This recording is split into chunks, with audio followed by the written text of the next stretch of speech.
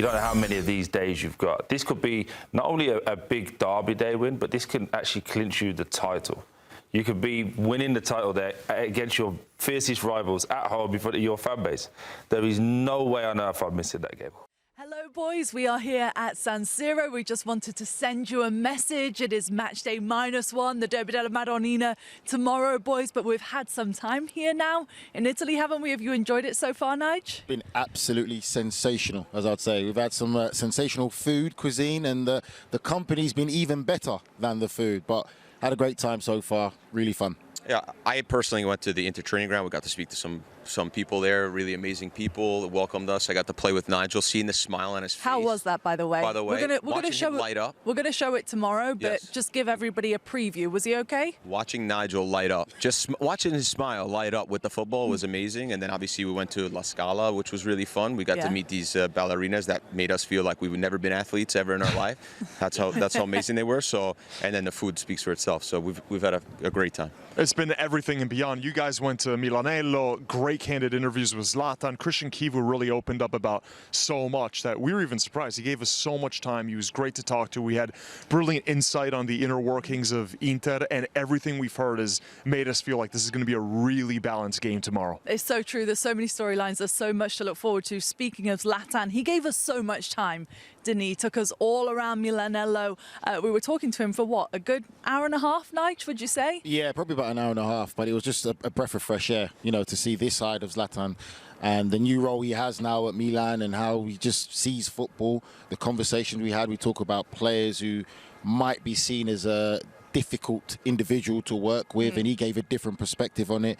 It was really refreshing, because I think that's one thing when we say certain things on air, we get given this platform, and sometimes you might even question yourself, but then when you speak to players of that caliber and they have the same kind of vision and understanding of the game, it's very refreshing. Speaking of being candid, you'll be surprised to know that Mike Groller asked Christian Kivu a bit of a tricky question right off the bat. Hey Christian, nice to see you. Straight in with a tough one. But he was also really candid, wasn't he, Grell? He was, and he's like Matteo says, we were surprised with how really a gentleman he is. And we know that he's humble, the way he deals with the media and the way he's done his job so far to this point.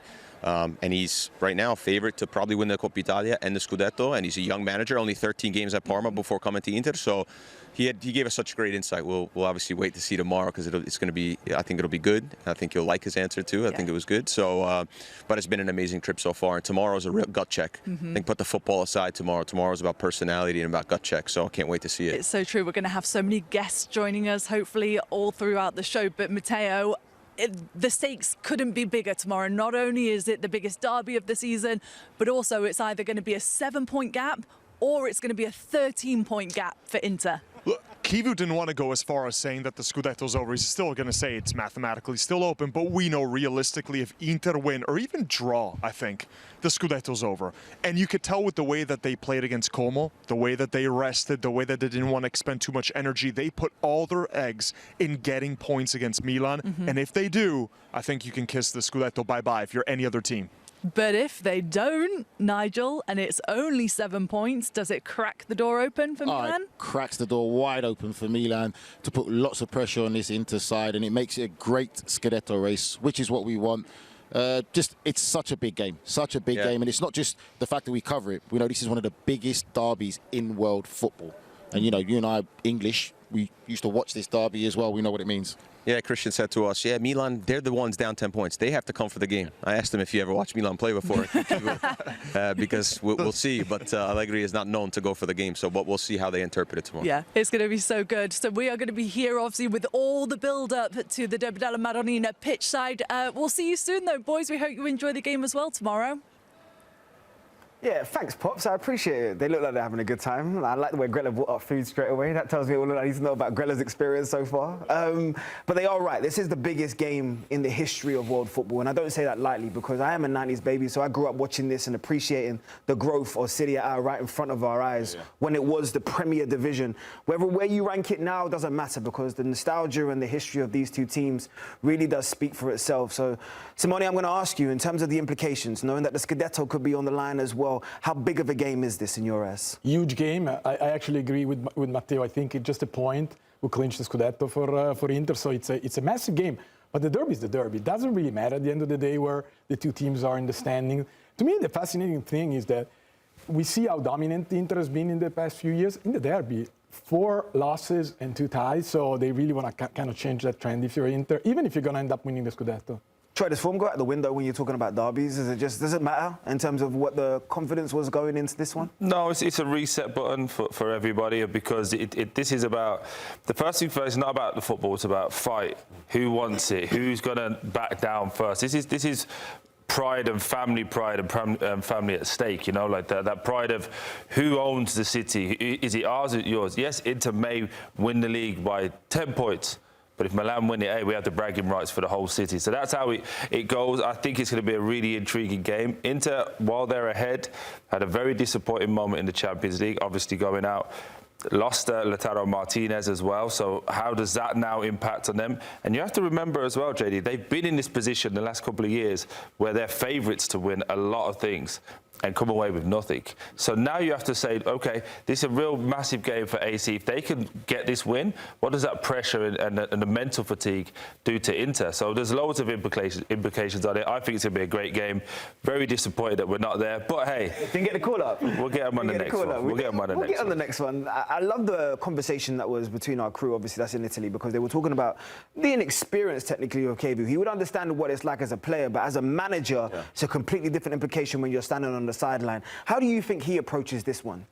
Yeah, when you step into the San Siro, Simone, I'm sure you've felt this. It's a different pressure. You can feel the weight of expectation, the weight of decades.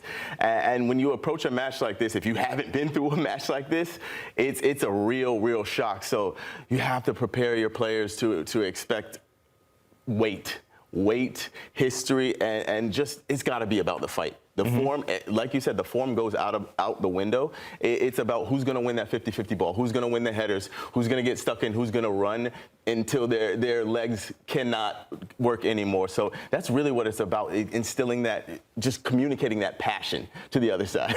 And then just also on that though, JD, with all of that emotion in, whoever then calms themselves the quickest. So you have to have the big tackle, the big fight, run hard, all your head's everywhere, but then who can go, okay, come, let's play a little bit here. Let's have the composure in the final third. We'll be the team that wins. So for all of the emotion, all of the high stakes, it's who's going to be able to handle that and be calmest the most that will come out on top. Simone, you speak about how much this means and how no doubt about this was circled by both Inter fans and AC Milan fans well in advance when looking at the calendar.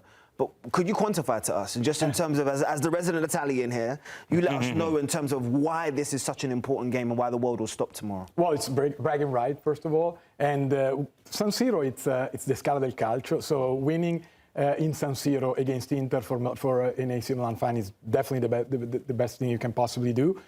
I mean, it's interesting now because there's question about can actually Milan compete and contend for the Scudetto. So it's interesting. On the other side, it's also interesting what Inter, Matteo actually mentioned, the Coppa Italia game, that Inter kind of rest a lot of people because they put all their eggs on the match tomorrow. It's interesting, actually.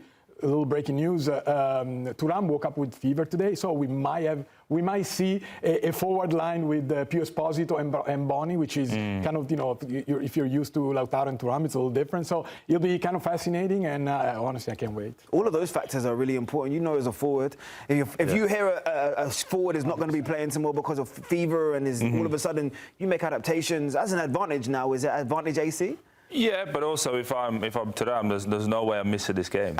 There's no way I'm missing this game. And I think, yes, maybe he's got a fever and he's going to try and get there, but I have to be involved. These are the nights that, as a player, when you're in the peak of your feet, you've got these all for the rest of your life. But you don't know how many of these days you've got. This could be not only a big derby day win, but this can actually clinch you the title. You could be winning the title there against your fiercest rivals at home in front of your fan base.